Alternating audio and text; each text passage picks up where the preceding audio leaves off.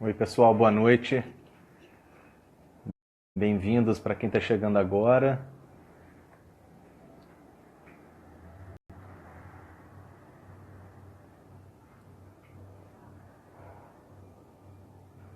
Estou aqui adicionando o convidado da.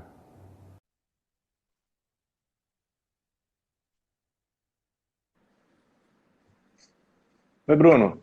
Oi, tudo bem, Fernando? Tudo bem? Consegue me ouvir bem? Consigo. E você? Tá bem? Que Tranquilo? ótimo, tudo certo. Ah, beleza. Legal. Legal. Gente, já está começando a chegar o pessoal. Como a gente marcou às 7h30, acho que a gente pode ir introduzindo o assunto. Daqui a pouco a gente começa a bater o papo. Bem-vindos. Para quem não me conhece, eu sou o Fernando Rezende, um dos sócios da Lapa Comunicação, que é uma agência de comunicação digital com foco, em produção de conteúdo digital e criativo. Essa é a nossa segunda live, a gente tem chamado de Lapa Live, que na verdade são, uma série de encontros e papos que a gente, quer bater com a galera do mercado, com quem, são nossos parceiros e principalmente quem são os professores dos nossos cursos. A Lapa Comunicação, para quem não sabe, além de agência, é também uma escola de comunicação digital. E o Bruno Rodrigues, que está aqui embaixo, ele é um dos nossos professores, ele já está lá com a gente há mais de 3 anos, É, são vários cursos já. Eu já estava vendo, assim, já tem bastante tempo que o Bruno está lá com a é, gente, então, desde 2017, de março de 2017, a gente teve a primeira edição desse curso de Web Writing, então, desde então, são vários cursos, quase sempre com a turma lotada, então o curso do Bruno é um sucesso, ele vai se apresentar já já para vocês entenderem melhor quem é o Bruno e por que ele é uma referência nacional de verdade em web writing, não é exagero nenhum falar disso. Tem vários livros publicados, concluiu recentemente um mestrado, então o Bruno é super fera, ele vai se apresentar e a gente vai bater esse papo de web writing, essa situação que a gente está vivendo de casa. Eu acho que é até bacana a gente, por conta dessa situação, a gente tem que colocar a cara, a gente vai aprendendo a fazer isso. Então, essas lives eu acho que elas estão mostrando um pouco de como a gente tem que se virar e eu acho que é muito bacana para poder passar esse conteúdo também para todo mundo. Uma das novidades que tem na Lapa Comunicação e diretamente envolve também o Bruno, são nossos cursos online, então a gente fazia os cursos presenciais e a gente está começando a oferecer esses cursos à distância, de forma que eles sejam online e ao vivo. Então, ontem terminou a primeira edição do curso de gestão de mídias sociais, que foi super bacana, deu super certo. E esse curso de web writing do Bruno, que já teria presencialmente, a gente teve que suspender por conta de tudo que está acontecendo, e ele vai ter uma edição online, então a gente também vai falar sobre isso. De novo, obrigado, Bruno, pela presença, pela parceria de sempre. Obrigado quem está por aqui. Se quiserem mandar alguma pergunta, a gente está à disposição. Bruno, então, um espaço seu agora para você se apresentar, para quem não te conhece, entender por que você aham. é referência nesse assunto, por que o seu curso de web writing bomba tanto quando a gente coloca ele na grade da Lapa. Bem-vindo, É, obrigado. eu que agradeço, Fernando. Agradeço você, Júlio, a Lapa. Assim, eu acho que por que bomba tanto, assim? Porque, na verdade, eu dou esse curso desde janeiro de 2000, ou seja, há 20 anos desse curso, né, gente? Pelo amor de Deus, com um conteúdo que ao longo de 2 décadas ele foi mudando, né? Até porque, como é um assunto ligado a digital, qualquer coisa debaixo desse guarda-chuva tem que mudar o tempo todo, né? E eu estava pensando, você estava falando, estava pensando assim, porque acaba tendo sempre procura e tal, graças a Deus, né? E aí, especialmente nesse momento, né, Fernando? Esse momento tão delicado, tão complicado, e acabo que eu sempre, desde o início, quando eu comecei a lidar com web writing, eu tenho 53 agora, eu tinha 30 anos, 29 para 30 anos, quando eu comecei a lidar com web writing. Eu sempre me relacionei com gente tipo 10 anos mais nova, sempre, sempre. E até hoje é assim, acho que até hoje a galera tem, sei lá, 30 anos menos, né? E eu sempre me preocupo muito com empregabilidade, sabe? Ou seja, com o que as ferramentas que a gente tem, profissionais, elas são capazes de fazer com a gente. E uma coisa que eu sempre conversei, há anos eu converso com a minha esposa é jornalista, ela há mais de uma década trabalha como tradutora. Mas uma coisa que a gente sempre valorizou, Fernando, na área de comunicação, é a capacidade do profissional de comunicação ter uma espécie de caixa de ferramentas, com diversas ferramentas e que não interessa o que está acontecendo no mundo, tem sempre uma saída. Então, acho que é a primeira coisa que eu queria conversar, entendeu? Acho que web writing, que é uma das várias ferramentas de comunicação, especialmente ligadas à redação. Rapaz, redação você pode fazer de longe. Você pode fazer daqui para a Europa, você pode fazer dentro de casa, dentro do teu quarto, né? Então, assim, acaba sendo uma imensa vantagem, sabe, Fernando? Assim, qualquer coisa dentro da área de redação. E o web writing está relacionado a isso, esse potencial que a redação tem de você, qualquer coisa, literalmente qualquer coisa que esteja acontecendo, você pode trabalhar como redator. Acho que esse é o segredo, né? E o web writing, nessas 2 últimas décadas, acho que todo mundo vive ou viveu um pouco isso, né? Tá relacionado ao mundo de hoje. É você se comunicar digitalmente. E aí que está um pouco da chave. É triste você falar isso hoje, exatamente o que a gente está passando, mas essa construção do que a gente está vivendo agora, de algumas semanas para cá no Brasil, né? É resultado de uma mídia que surgiu lá em meados dos anos 90, entendeu? Se você parar para pensar, Fernando, assim, poxa, de certa forma, não estou querendo ser, nossa, aquela coisa visionária, não, não disso, mas assim, acho que de certa maneira uma das diversas vantagens que a internet trouxe, acho que um dos frutos a gente está colhendo literalmente agora, né? O digital existe para isso que a gente está vivendo no dia de hoje, né? Tá, já entrando um pouco nesse assunto, falando dessa transformação que vem ao longo dos anos, das décadas, né? Essa transição do texto que sempre foi pensado para o impresso, ele teve que se adaptar para os meios digitais, né? Através de portais, de sites, de conteúdo digital, e agora também cada vez mais, né, presente, né, as marcas e os meios de comunicação se comunicando também através das redes sociais. Qual que é a diferença que a gente pode falar, então, do texto impresso do texto para a web? Por que que ele se diferencia? Assim? Acho que a primeira coisa que eu percebo muito com, sei lá, com entrevistas que fazem comigo, com alunos e tal, assim, a primeira coisa que eu faço questão de dizer muita gente se fixa quando começa a estudar em web writing na maneira com que o texto acaba se dispondo, vamos dizer assim, na tela, né? Mas o grande segredo do web writing não é isso, é estudar como o usuário consome conteúdo em telas. Esse que é o grande segredo, e há 20 e tantos anos se estuda usabilidade em telas. E essa é a diferença, entendeu, Fernando? Assim, o texto, não que ele só se comporte de uma maneira diferente na plataforma digital. A forma da gente absorver esse conteúdo é diferente.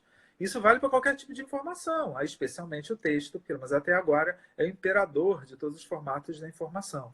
Né? Então, assim, para você trabalhar com web writing, antes de mais nada, você tem que perceber que o texto ele se relaciona com outros elementos da tela, a começar com a foto, a ilustração, que a gente sabe, há coisas um pouco mais sutis como o ícone, ou relação do texto com um vídeo, com infográfico. Então, o texto ele acaba sendo um elemento, e, por incrível que pareça, é o primo pobre de toda essa família de formatos de informação. O texto é a ultimíssima coisa que a gente percebe na tela.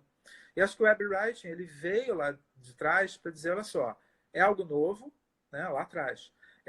O usuário ele pede muito mais do comportamento do texto na tela, o usuário ele se modifica na forma como consome esse conteúdo, e a gente que trabalha com web writing tem o tempo todo que fica perseguindo a relação do texto com o design e com tecnologia. Legal. Você usou uma palavrinha, Bruno, e eu vi já alguém comentando que, se eu não me engano, foi o Daniel, que foi de usabilidade, né? E isso remete muito a esse, se eu não me engano, se eu não estiver errado, ao user experience, né? Eu acho que aí talvez tenha uma certa, não confusão, mas talvez muita gente não consiga fazer essa distinção, né? O que é UX Writing, que você também é referência e dá aula sobre isso, e o que é Web Writing? Né? Qual é a diferença entre essas duas? Né? Isso, acho que a principal diferença é o web writing lida com texto, vamos chamar aqui de texto corrido, o texto, tá? Isso, por isso que vale para site, portal, rede social. Tá? Essas 3 áreas. E o X-Write, ele pensa em pedacinhos. Palavra, expressão, no máximo frase. Essa é a grande diferença. Então, o WebWrite ele estuda o comportamento do texto, a relação do texto com o leitor. E o X-Writing, ele estuda o relacionamento do universo semântico, pedacinhos, e o comportamento dele em componentes de produtos digitais como aplicativos, né? E o UX-Writing não é só voltado para smartphone, mas está muito ligado ao smartphone. Se a gente quiser fazer a distinção, pensa no UX-Writing em interface móvel e pensa em WebWriting em interface maior de desktop, notebook e em texto. Tá, legal.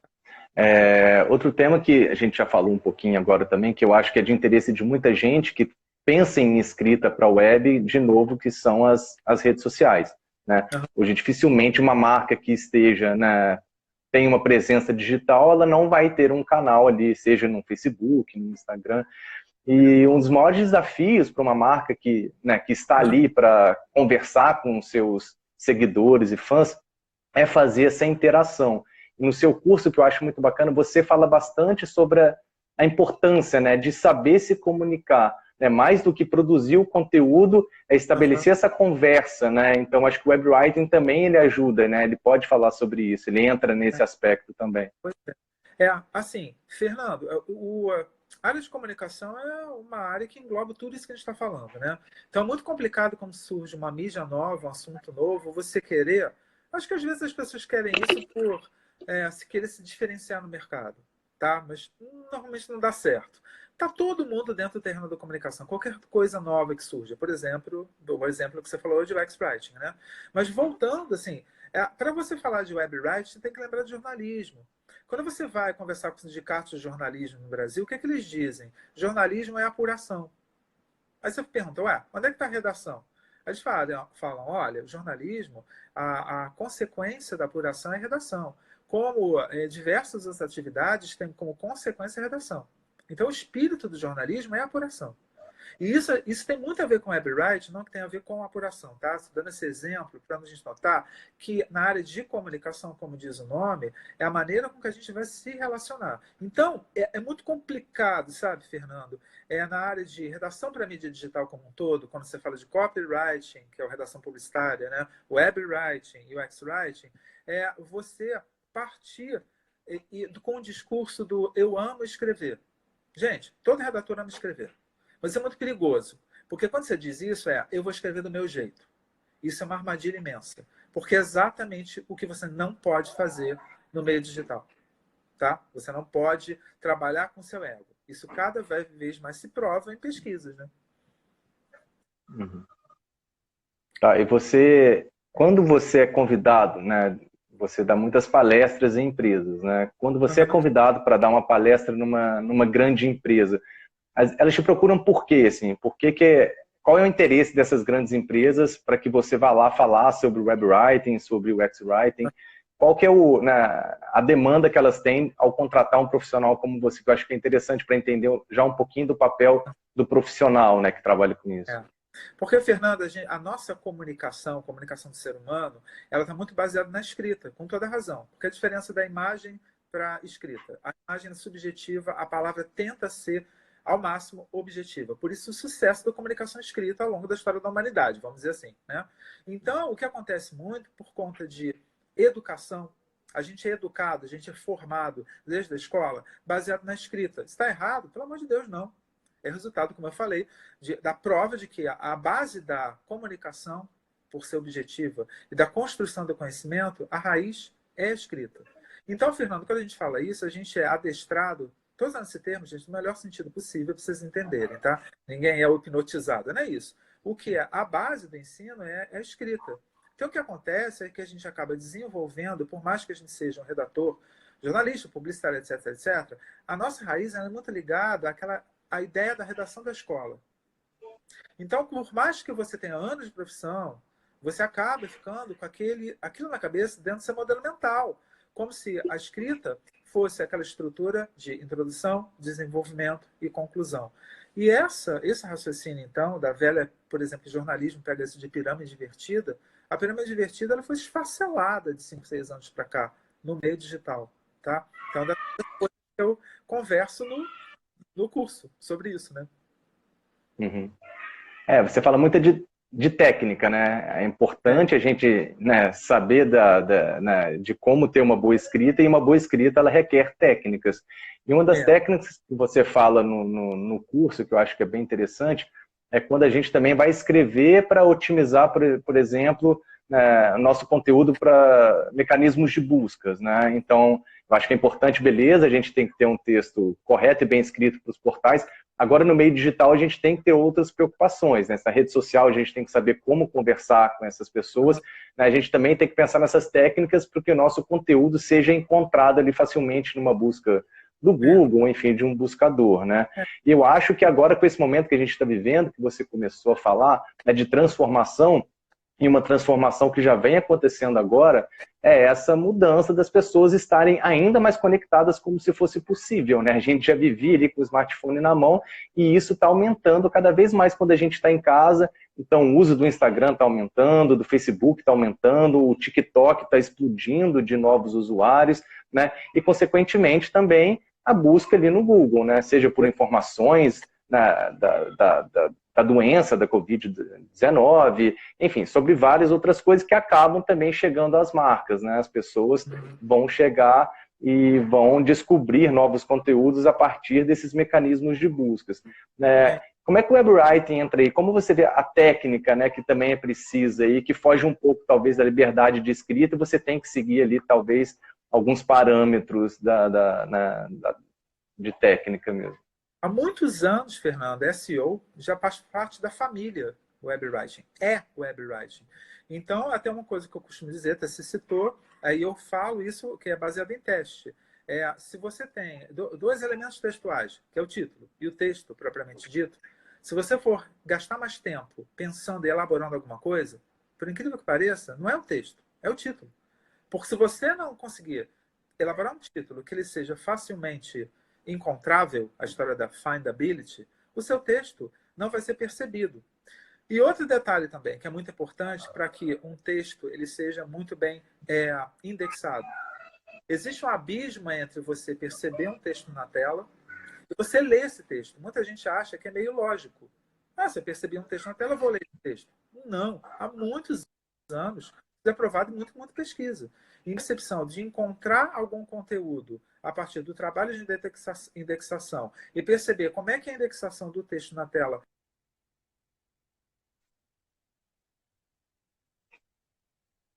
Oi. Eu acho que deu uma travada, Bruno. Oi. Pessoal, vocês estão ouvindo? Não está ouvindo? Alguém pode comentar quem estiver online, só para entender se que conexão talvez não esteja boa.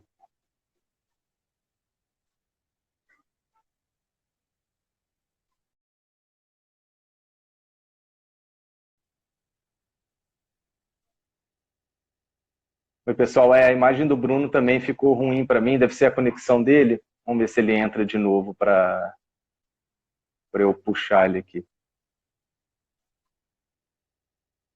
Beleza, gente, o Bruno já está voltando. Acho que deu algum probleminha com a conexão dele.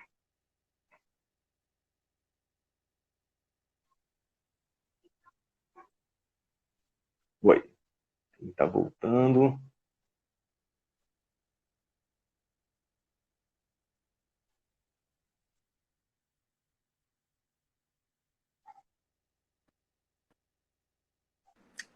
Voltei. Opa, voltou. Então, o que eu estava só complementando, gente, antes de mais nada, isso eu estou, assim, por exemplo, eu dou aula em vários lugares, da FGV, na PUC, vários lugares, gente. É uma coisa que a gente tem que aprender, porque às vezes a gente fica cheio de dedos. Nossa, que absurdo, as coisas caem. Caem, vão cair mais, vão cair muito mais. Uma dica para todo mundo, tá? Então, é um tipo de raciocínio que não diz respeito a nenhuma instituição, nenhum professor, nem nada. É melhor a gente se preparar. Tá? Nossa tolerância, é melhor aumentar a tolerância, que vai fazer parte da realidade, né, Fernando? Verdade. Então, assim, para explicar, o que estava complementando, dizendo assim, então um conteúdo textual tem que ser bem indexado através do título, principalmente, para SEO, para Google, e tem que ser indexado para o modelo mental, tá? O comportamento dele na tela. Então, isso é muito importante, sabe? Você trabalhar cada pedacinho de informação, vamos dizer assim, para que o conteúdo seja encontrado. Legal, acho que a gente pode começar a falar um pouco aqui, acho que eu já vi, gente, o curso do Bruno pelo menos umas 6 vezes, né, porque a gente se reveza, eu e Júlio, para ver quem vai ficar lá no dia, e é sempre um prazer. Então, a gente já absorveu muito conteúdo, a gente já tinha visto um curso dele antes da Lapa, né? E é sempre um aprendizado. E uma das coisas que você mais fala, talvez fique mais tempo ele falando no curso, é sobre a metáfora da cebola, que eu acho que vai muito de encontro com o que você está falando agora, né? De como a gente vai hierarquizar essas informações para facilitar a leitura, para que a pessoa não bata só o olho no título e vá embora, né? O objetivo é que a gente também, né, pense na retenção daquele leitor. Então, é muito importante a gente, né, estabelecer uma ordem para que a leitura e a atenção ela, né, siga até o final daquele texto. Então, acho que queria só que você falasse um pouco, assim, eu acho que é muito interessante, né, falar um pouquinho dessas camadas. Claro que a gente não tem tanto tempo aqui no curso, você fica, né, horas falando sobre isso, mas acho que as camadas da cebola, acho que elas são, né, é uma metáfora muito legal para a gente entender essa importância do conteúdo. A metáfora da cebola é assim, a gestão de conteúdo, que é o pai de tudo que a gente está falando, né? Gestão de conteúdo, ao longo do crescimento, amadurecimento do meio digital, ela precisou de modelos, antes de mais nada, né? Lá atrás, os sites foram se desenvolvendo até chegar a esse modelo de camadas que eu vou já explicar. E aí, por conta disso, as empresas de ferramentas de publicação de conteúdo, elas foram buscar, nesse raciocínio de camadas, a forma de estruturar ferramentas para que a gente, publicador, pudesse publicar esses conteúdos, né? E que estrutura é essa? Então, a gestão de conteúdo, gente, ela precisa de uma arquitetura de informação. Não à toa esse assunto está diluído ao longo de todo o curso e tem uma parte no final que eu falei especificamente da arquitetura da informação. Por quê? É exatamente a base da cebola, né? Toda estrutura de construção de conhecimento, que afinal de contas é o que o leitor procura dentro de um site, um portal, é baseada em acesso a pedaços de conteúdo. A primeira camada é a camada de apresentação, a primeira tela, vale para site, portal, também vale para aplicativo. A segunda camada é a camada onde mora o conteúdo principal.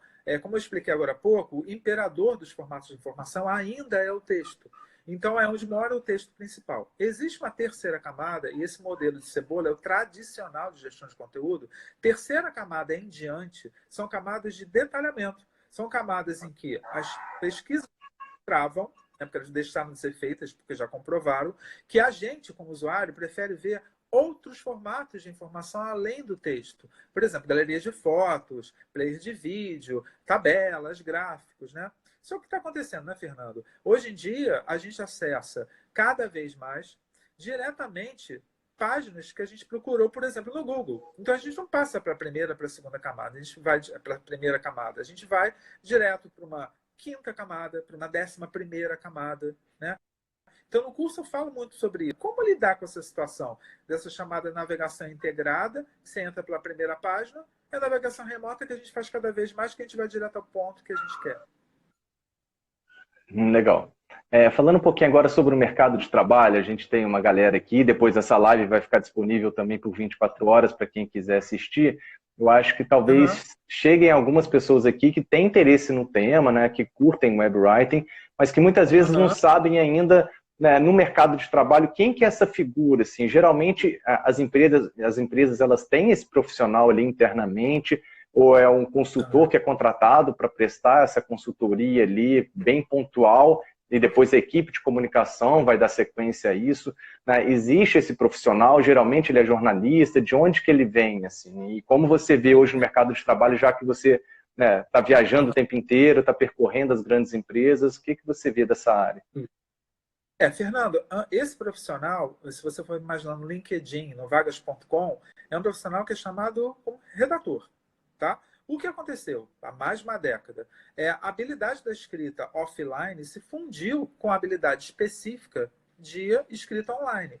Então, hoje, quando procura um redator, eu posso dizer assim de cabeça, nada baseado em pesquisa, que uma empresa, quando procura um redator, né, a vaga redator, está lidando com um cara que vai, está chamando um cara que vai lidar muito, sei lá, cerca de 80% do trabalho dele vai ser voltado para plataformas digitais múltiplas, internas ou externas, né?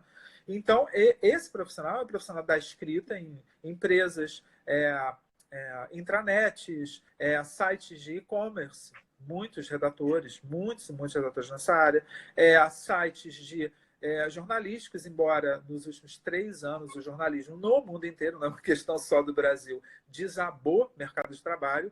Então, assim, a figura do redator está muito mais ligada hoje em dia realmente à empresa. Aí, gente de todo porte, né? O que eu comecei dizendo, o redator, ele sempre vai ter um espaço. Uhum. E aí, sobre perfil, né? Precisa ser um jornalista? Gente, assim, eu acho que ainda mais agora, tá? Eu nunca concordei com esse raciocínio de que precisava ser reserva de mercado para jornalismo, para ser redator. Por quê? Não, eu acho. Porque desde o início, vários e vários profissionais que têm habilidade com a escrita no meio digital têm se provado profissionais absurdamente bons. Claro que um jornalista, quando ele tem uma formação formal nessa área, né, ele acaba tendo um pouco mais de vantagem, mas eu nunca vi isso como reserva. Então, por exemplo, eu vejo profissionais de letras lidando muito bem com copywriting, muito bem. Não só publicitários e jornalistas. Legal. E para quem tem interesse, quer estudar mais sobre isso, o que você recomenda de, né, uma bibliografia básica para as pessoas tentarem entenderem um pouco mais sobre isso? Claro que acho que seu livro seria uma referência bem bacana, pode aí aproveitar o espaço para fazer o seu jabá, mas que realmente, acho que não tem tantas publicações sobre isso, mas o que você tem lido e quem realmente deseja estudar, ou não só de bibliografia, mas de sites, de portais, enfim, de blogs que sejam interessantes para referência. A porta de entrada desse universo de comunicação digital, eu sempre recomendo o Não Me Faça Pensar, do Steve Krug. É Krug, Steve Krug. Até uns 5, 6 anos saiu uma edição atualizada, né? Então, cuidado, porque no mercado, às vezes, você encontra as duas, vê mais recente. E os meus livros estão esgotados, os de Web Writing, tem o meu livro de UX Writing, que é um e-book que está na Amazon, que saiu em outubro do ano passado. Mas esse ano, estava programado agora para começar a ver esse processo em abril. Eu vou juntar o meu material de Web Writing atualizado e com material de UX Writing, e aí eu vou publicar um livro, aí eu não sei agora, né, Fernando, as coisas como estão, mas eu acredito que até o final do ano, início do ano que vem, esse livro está saindo. Mas também, além do meu livro UX Writing e o Não Me Faça Pensar, o que eu recomendo foi o trabalho que eu fiz há 10 anos. Você pensa, poxa, mas recomendando uma coisa que você fez há 10 anos. Mas é um material legal, porque lá atrás, o governo federal, há 10 anos, me chamou para fazer o padrão brasileiro de redação para web. É um material que você pode procurar, Cartilha de Redação Web. Basta procurar isso no Google. É um material que a única exigência que eles fizeram lá atrás foi que o material fosse ao máximo atemporal possível, né? Dizer que ele está 100% atemporal? Não está, está uns 90%. Mas é material que ainda hoje as pessoas me procuram muito por conta dele, sabe, Fernando? É um material gratuito que está à disposição de todo mundo. Legal, bacana. Bom, não sei se alguém tem alguma pergunta, se tiver pode fazer aqui nos comentários. A live era prevista para durar uns 30 minutos.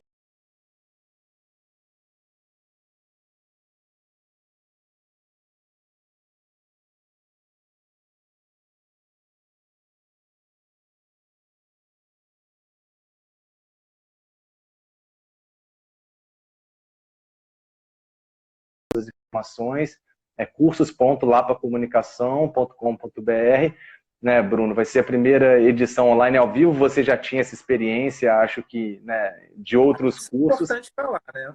Pois é, isso é importante, gente. O que acontece? Cara, é difícil um professor que só deu aula presencial a vida inteira começar a dar curso online. Claro que não, não estou falando disso, né? Eu estou falando que, assim, que é uma vantagem que eu tenho experiência de 5 anos já dando cursos à distância, gente, tá? Então isso é legal também, né? Que eu digo, gente, nossa, você tem que ser PhD para dar aula à distância? Não, óbvio que não. Mas é legal, é um detalhe que é importante, né? Sim, a gente está começando ainda e a gente viu nessa primeira semana que é desafiador e você mesmo já tinha alertado a gente que era muito cansativo, né? E realmente a gente pôde comprovar que ficar falando ali 2 horas sem saber se as pessoas estão prestando atenção, se elas estão sem interagir com a gente, é bem, bem complicado, mas é bem legal. Bruno, aproveitar só uma pergunta que fizeram aqui no comentário, se o copywriting é o novo redator, se eu não me engano, a pergunta foi essa. Acho que ela já passou aqui. Não. Tá, o copywriting, gente, o que acontece? O copywriting, ele é visto por parte do mercado como a escrita, né? Então, assim, eu vou contratar um copy, que muita gente fala. Aí tá nesse contexto de contratar redator. Só que o copywriting é a redação publicitária, tá? Tradicionalmente, se você for nos Estados Unidos, se você for ver na raiz, o copywriting, para o público em geral, é o redator. Copywriter é o redator. Mas o copywriting é a redação publicitária. E assim, o que eu digo, né? É maravilha. A gente tem 3 ferramentas. O copywriting, que é a redação publicitária para o meio online. E eu sempre recomendo um livro que saiu no início do ano passado, chamado Copywriting, mas eu tenho esse nome, mas é de um brasileiro chamado Paulo Macedo, com 2 Cs. Sempre recomendo esse livro, porque ele é de brasileiro, né? Então, eu tento sempre recomendar material nacional, né? Até porque eu estou falando isso, gente, porque o copyright, a redação publicitária, ficou congelada. Foi uma área muito difícil para entender o digital. Eu vivi muito isso. Na virada dos anos 2000, houve muita resistência da área publicitária de aceitar o digital. Inclusive, eu até vivi isso, fofoquinha aqui. A publicidade debochava muito do digital no início. É uma coisa que hoje foi jogada por debaixo do tapete. Não, a gente sempre aceitou, escambau. Eu vivi bem isso. Vi um deboche muito grande da publicidade em relação ao digital. Não sei se por conta disso, foi uma área que ficou congelada um tempo, em pesquisa e tal, e desabrochou nos últimos anos. Então, esse livro é uma espécie de apanhado de técnicas desse novo copywriting depois que ele aceitou o digital. Entendeu? Bacana. Aproveitando um pouco a referência que você fez ao profissional de letras, a Fabiana, não sei se ela é formada em letras, mas ela agradeceu pela referência e está perguntando qual que é o diferencial que você vê nessa formação, né? Que realmente letras é uma formação tão bacana que muita gente associa só ao magistério, né? Ah, você se formou em letras, você vai dar aula de português, vai dar aula de inglês, vai dar aula de literatura. Mas é uma formação riquíssima, né? Super interessante e que eu acho que ela curtiu a sua referência porque realmente é um profissional bem completo ali no sentido de lidar com palavras, né? E você sabe o que é mais legal, Fernando, profissão da área de letras? A área de comunicação, em geral, ela carece de... Bem, a área de comunicação, falando especificamente de redação, se a gente não toma cuidado, a redação fica uma coisa excessivamente técnica, que é uma coisa que a gente gosta de dizer. Tem experiência de tantos anos, e o meu feeling, e as empresas onde eu trabalhei. Fica muito, muito, muito rasteiro, se a gente deixa.